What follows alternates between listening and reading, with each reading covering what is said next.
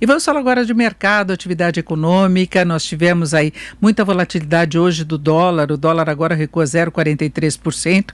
Cotação de venda do comercial um pouco abaixo dos R$ 5,70. Já teve momentos aí de 5,72, uma alta forte. E a Bolsa de Valores vem mantendo o movimento positivo já desde a semana passada. Agora sobe 0,32%. Está com o Ibovespa, já passou dos 118 mil pontos. Agora está um pouquinho acima dos 119 mil pontos o Ibovespa, também com alguma volatilidade, mas vamos falar dos fatores que têm influenciado o movimento do mercado aí com o Carlos Lopes, que é economista do Banco BV. Carlos, boa tarde. Boa tarde, Denise, tudo bem? Bem, nós temos um cenário político bastante complicado, nós estávamos falando sobre isso já, a questão da instalação da CPI da Covid, impasses em relação ao orçamento, que é uma questão que tem pesado muito para o mercado financeiro. Hoje nós tivemos dados de atividade econômica, nada muito excepcional, mas uma recuperação das vendas no varejo de 0,6% em fevereiro, após 2 meses negativos, só que o acumulado em 2021 ainda mostra uma queda de 2,1%, em fevereiro contra fevereiro, menos 3,8%, não é? E fica a dúvida em relação a dados mais recentes, março e abril. Mas eu queria saber, Carlos, como é que você avalia esse movimento de hoje do mercado, o porquê dessa volatilidade toda do dólar, principalmente?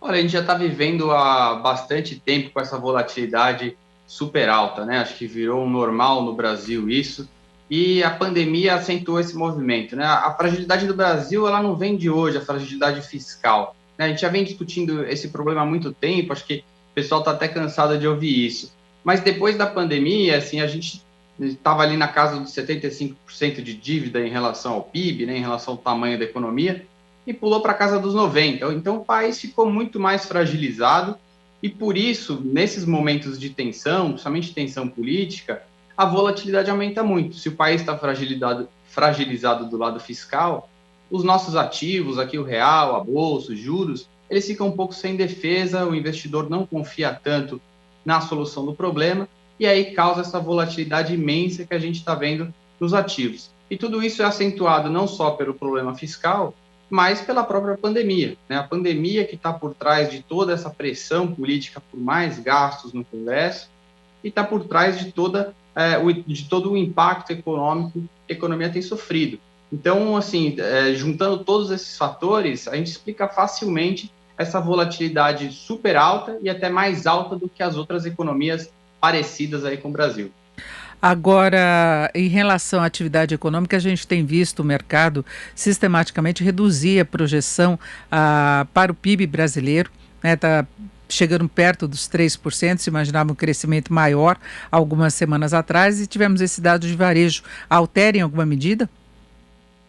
Não, o PIB desse ano, assim, certamente é uma grande dúvida para todo mundo, porque a gente está no meio da pandemia, no meio do pior momento da pandemia. Então, certamente é muito difícil fazer essa calibragem, medir exatamente qual que vai ser o impacto para esse ano.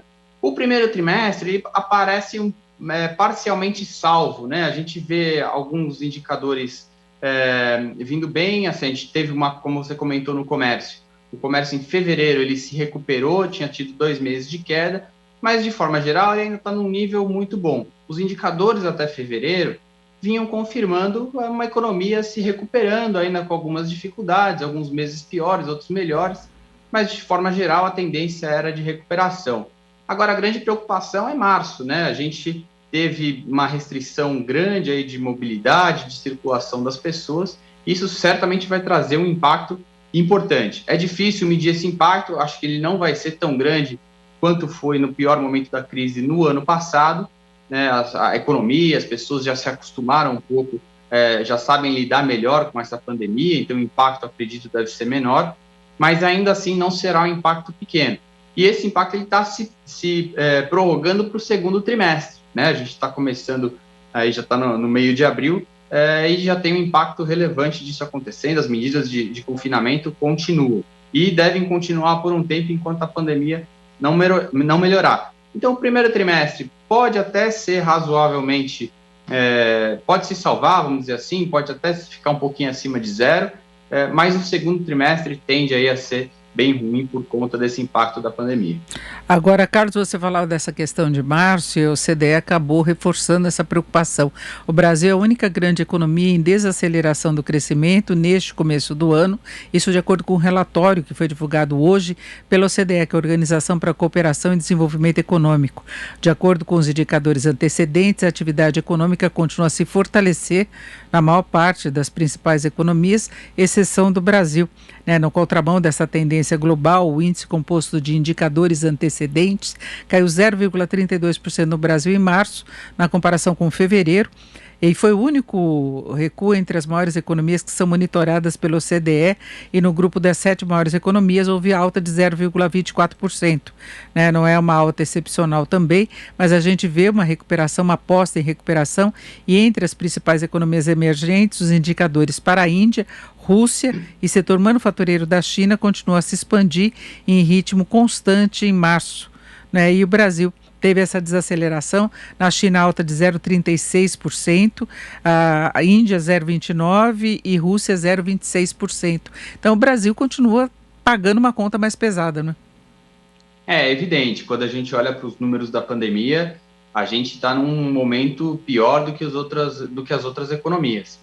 Tem algumas notícias positivas, o ritmo de vacinação no país não é ruim, né? A gente teve muitos atrasos, o que prejudica, sim, esse ritmo de vacinação, mas ele, em termos absolutos, ele é um ritmo relativamente positivo, até comparado com outras economias. Mas o que acontece é que a pandemia, mesmo com um ritmo de vacinação ainda inicial, né, mas num ritmo bom, a pandemia avançou demais, né? A gente está tendo aí recorde de número de casos, de mortes, e isso não permite que a economia se flexibilize, que você reabra a economia da forma que seria necessário para você ter retomada econômica. Então, é evidente que o Brasil vai se descolar nesse momento dos outros países, porque a situação de saúde aqui é claramente muito pior. E também se junta a essas preocupações fiscais, né? O Brasil, durante a crise, ele gastou como um país rico. Se a gente compara com os outros países emergentes, o Brasil gastou muito mais nessa crise.